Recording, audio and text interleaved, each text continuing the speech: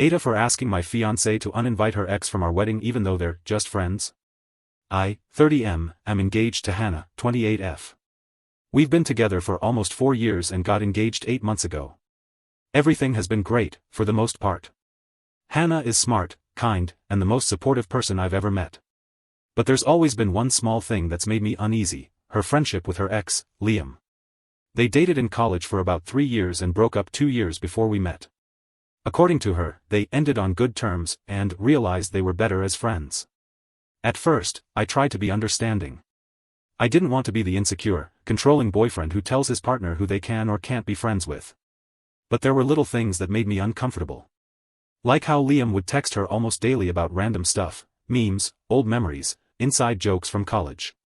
Or how she'd always make sure to invite him to group hangouts, even though none of my exes were ever part of our social circle. I told her a year into our relationship that it made me uncomfortable. She said, "He's like a brother to me now. There's nothing romantic there." So, I let it go. Fast forward to now, we're planning our wedding. Everything's going smoothly until I'm looking through the guest list, and see his name.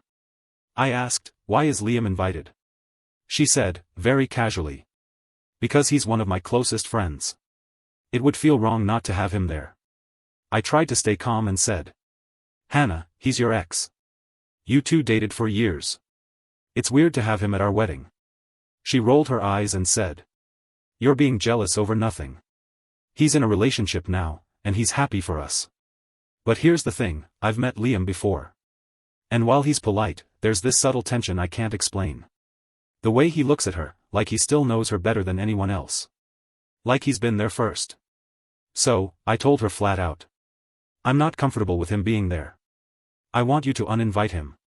She got defensive immediately. "I'm not going to cut out one of my oldest friends just because you're insecure." I told her it's not about insecurity, it's about boundaries.